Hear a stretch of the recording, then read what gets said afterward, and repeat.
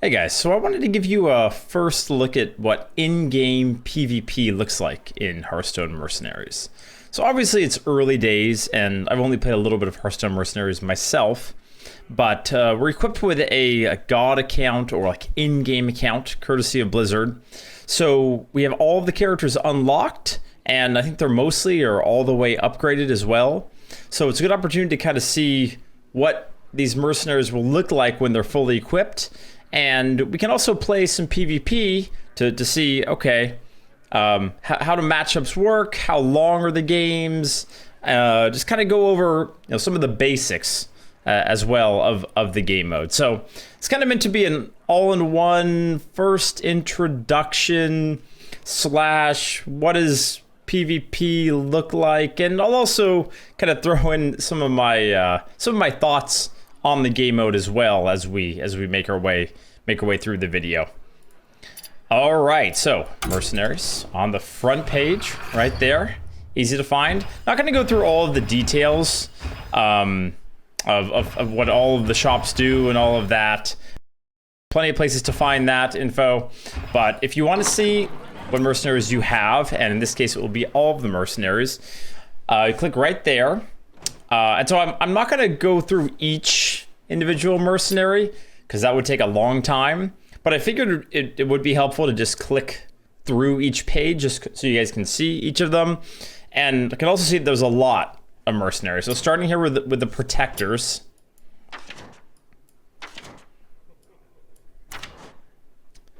And now we're on to try to go a little bit slower here. In case you wanted to, pause it and take a look at your favorite mercenary. Now we're onto casters.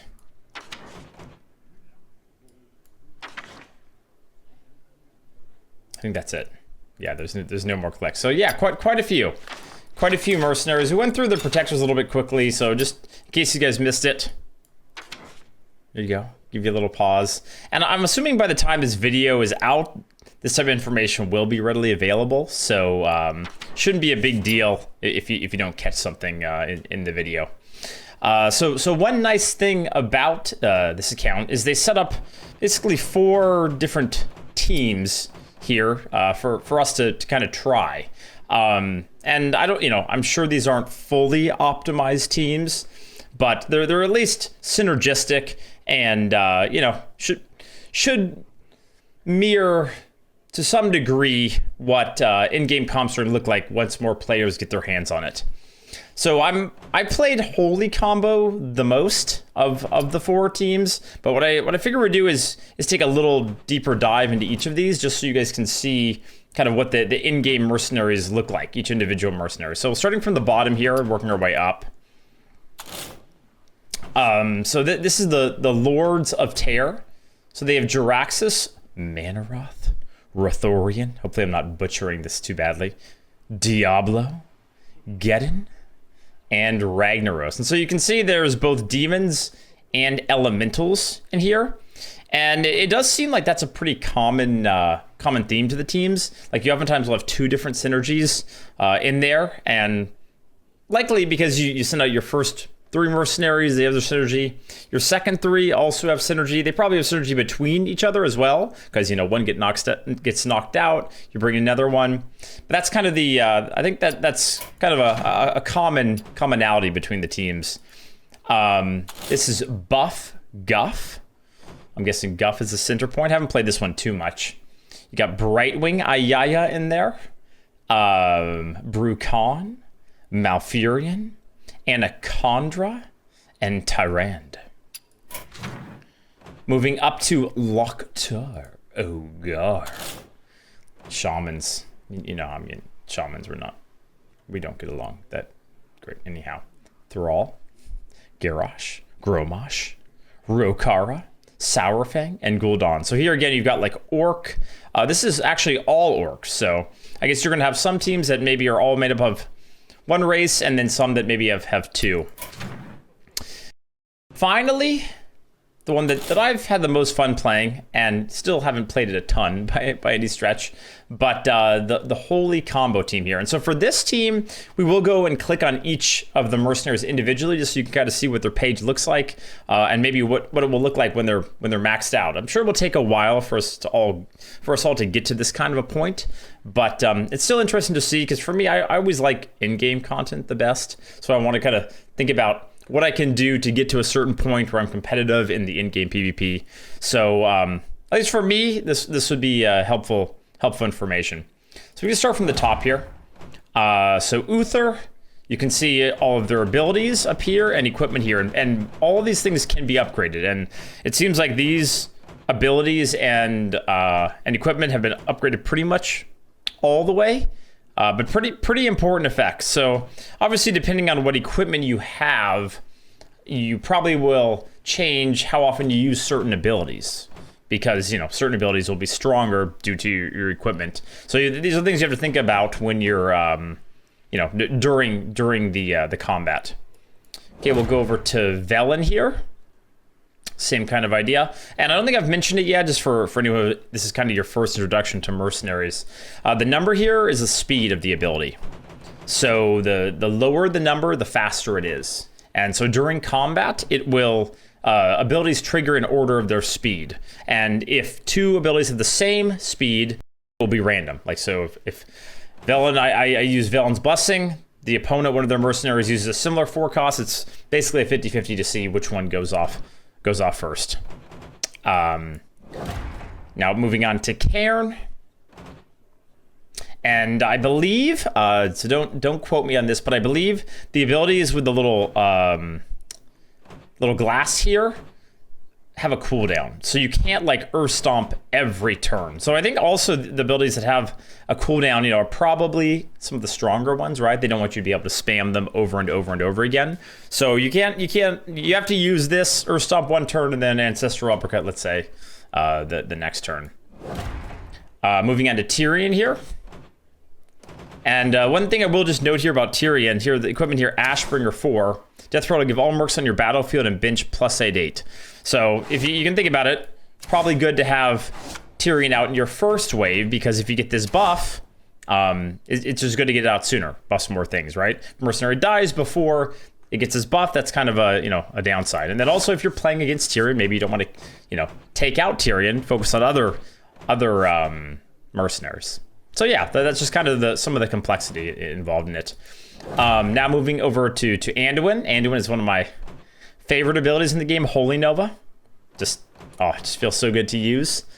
Yeah, not going to go through all of this in too much detail, because I'm sure there are a lot of different options too here for a lot of these things. And finally, moving on to Varian. Okay. All right. So my understanding is that when you first start out and get one of the characters, they'll just have the basic level of equipment, and maybe not even, I don't think they'll have all of these abilities. So you'll have to use mercenary coins to upgrade each of the things. I think that's pretty much how it works. Okay, so now what we'll do is just kind of jump into a little bit of PvP.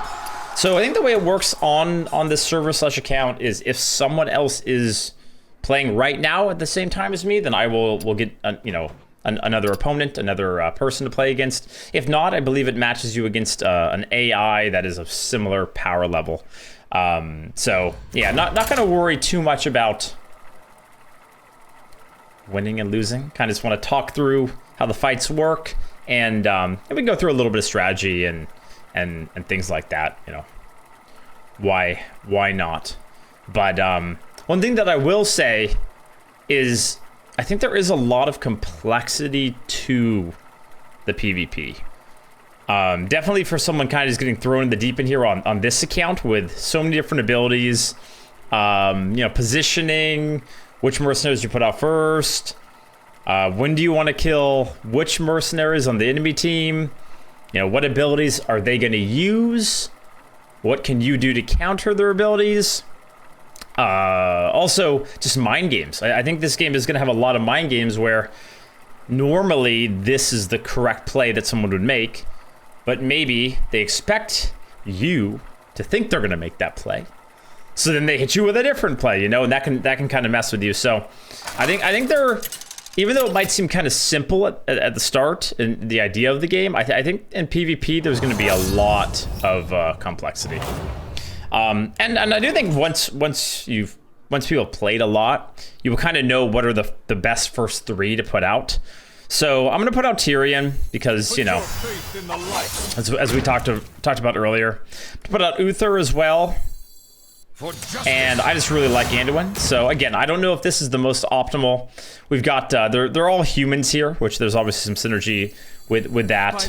But we'll just start with this. So once you put your 3 starting mercenaries out there in order here, you can't change this order again until a mercenary dies from one side or the other. So you kind of have to pick it and go with it. And there are quite a few positional things. So I know like Meteor is an ability. So, you know, positioning does matter. Okay, let's see. So I'll be honest, I have not seen this team before. This is looking like a beastie hunter team. Generally, I don't kill the protectors, right?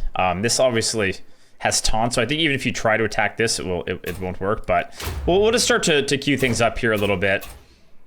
Don't want to heal yet, right? Because everyone's full health. Okay.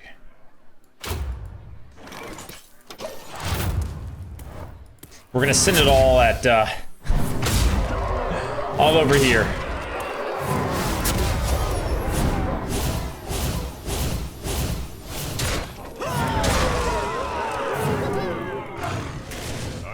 Hunt you down. We currently seem to be getting dunked. That's okay. We're already down. We're already down Anduin. R.I.P. Feels like our casters just get dunked here, right? Because it's the you know, it's kind of like a rock paper scissors in some ways, where the green destroys blue, for example. I'll put out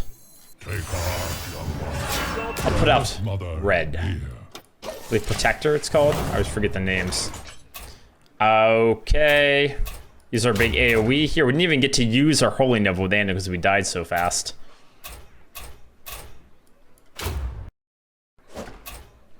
This is kind of the big ability. Now we can do it. I guess you can't use it at the very beginning. Gotta wait a little bit. 94? Ouch. Ouch. Close fight. Can I at least kill one of these units, please? Making me look bad in the YouTube video over here, Null Patron. Okay. So this gives you a permanent speed boost. That seems good. I will kill this one unit. I will do it. I will. Success. We did it. Wait, maybe killing that wasn't so good. It seemed to buff that a ton. I'm sure it's fine. I'm sure it's fine. Oh, one thing to note here. So again, since one of their mercenaries died, you can now rearrange. Is that in PvP, you can't see their abilities, the enemy mercenary abilities. So, you know, once you play a lot, I'm sure you'll remember them. But you do have to memorize them, which can also make it a little more complicated when it comes to keeping track of things like, okay, this character made that ability slower on the enemy team. So now that's like a 7, and now my 6 on this one will go off first. So again, just talking about, we'll just ready up here. The complexity, there will be a lot of math to think about.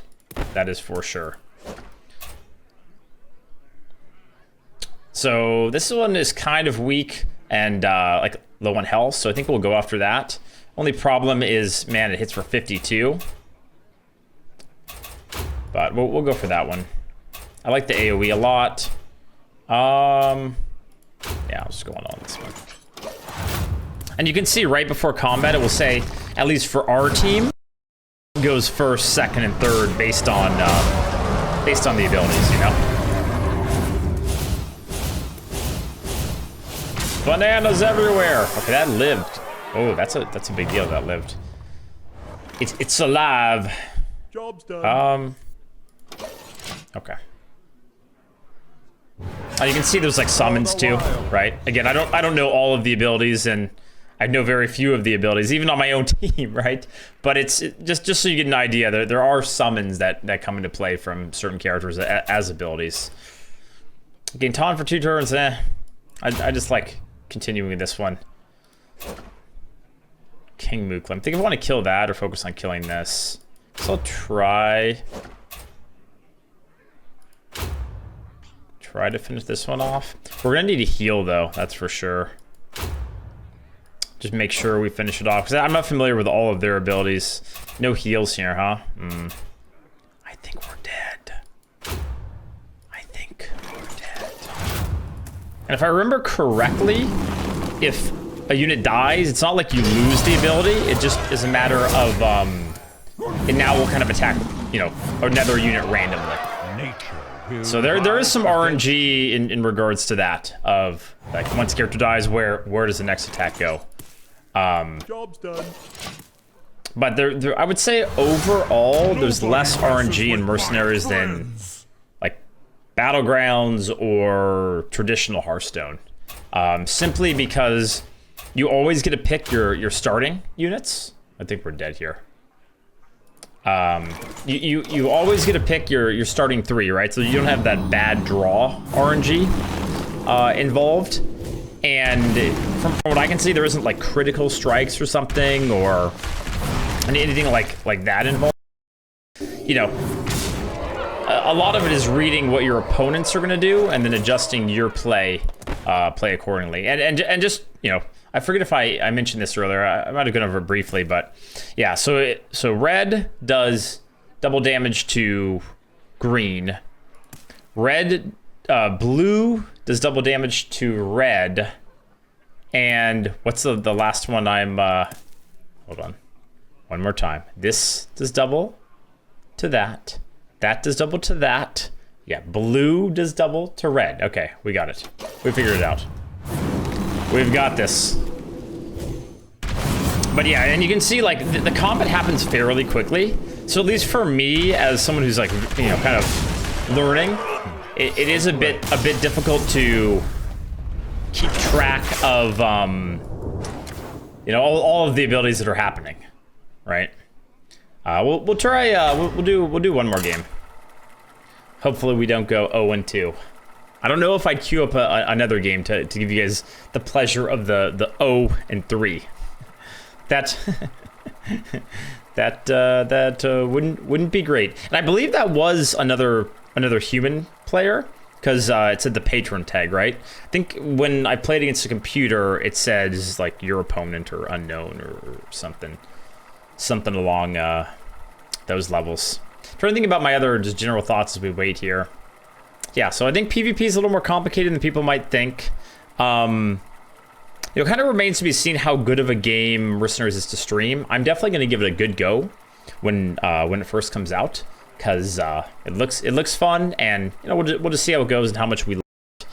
But you know, the combat phase is pretty fun to watch, I would say. Like once the abilities are queued up and it goes, okay, how's this gonna happen? Oh, that mercenary lived at 2 health, thought it was gonna die. Okay, how can I keep it alive? Whatever. So I think the combat phase is pretty fun to watch. As far as how much fun it is, you know, doing kind of like the chore type things involved in a game like this, or like the PvE aspect. You know, it kind of depends on how hard it is. Because I know there is like a heroic mode, and if that's difficult, then that could still be a fun to watch. But we'll just see. But at least for me personally, I'm gonna give it a go and probably dump in a lot of gold. So, as most of you know, I have what are we, like 160k gold now in NA. So I'm planning on. We'll start with Tyrion again. Everyone knows to kill Anduin, sadly. I think this is what we started with last time. See how it goes this time. But what was I gonna say? Yeah, so I'm planning on dumping 50 or even maybe like 100k gold into it at the start, just so I can, you know, build the comps I want, and you know, not be restricted. And you know, I have the gold, so why not? All right, so let's remember. So it does well, you know, again, green does a lot of damage to blue, and yes, I'm gonna think in terms of the colors because it's just better for me. This one is low attack. I think I'll go in on far left. Hopefully they don't kill Anduin. I mentioned that Anduin's kind of my favorite early unit, but everyone seems to know that you kill Anduin. You can see. Stop it! Don't hurt Anduin. So I can use this. You know, I've tended to go for the attacks a lot, but this might not be bad to use on this. Let's try it. We'll switch it up, put that on there.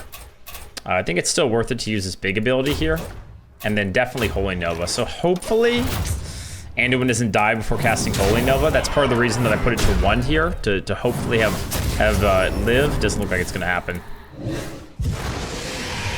No! Anduin, why are you always dead? When I was playing earlier, I want you guys to know Anduin survived to actually be able to cast Holy Nova, but we seem to be incapable of having that happen currently. Okay, throw another human here. Woe betide those who set themselves against me. Loser POV. So I think I'm still going to go in on this. I do think this ability is very strong. Just going to put it on myself.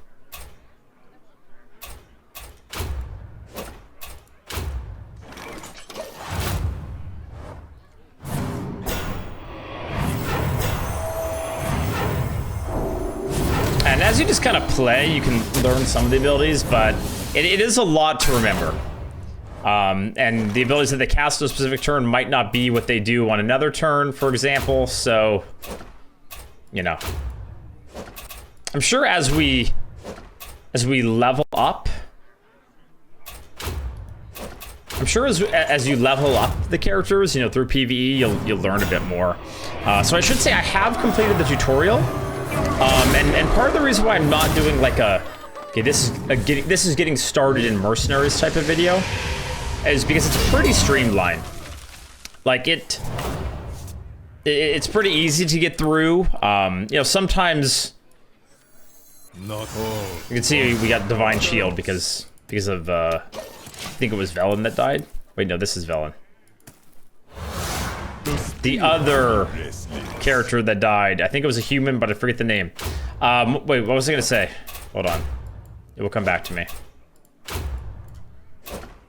Still trying to kill Gul'dan. It's taken a long time. Oh yeah, the tutorial. So, you know, sometimes tutorials can be a little bit confusing, or, you know, even though it tells you what to do in theory, it can be kind of hard. This one was pretty easy to get through, so I don't think you guys will have any trouble doing the tutorial when you guys jump in. So I didn't think it really was necessary to create that kind of a video. I don't think there's anything that did kind of stand out from it. Yeah, it seemed fairly easy. I'll give this Divine Shield because I didn't have it yet. It definitely seemed fairly straightforward. So, yeah, no worries about getting really frustrated in the early game.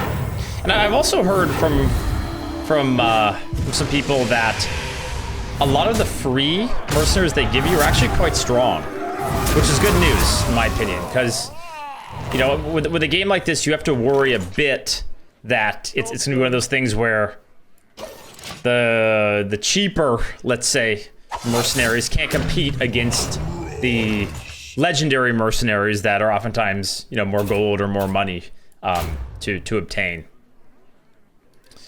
So that, you know, it's a good thing that it seems like you'll at least be somewhat competitive, even if you don't have all legendary mercenaries, for example. But I still think for me, I will put quite a bit of gold into it because it's more fun to play what I want, and also practice the mercenaries that I think can actually fit into a in-game comp. I think we're gonna win this one. I also do think this might be a AI, but hey, Job's done.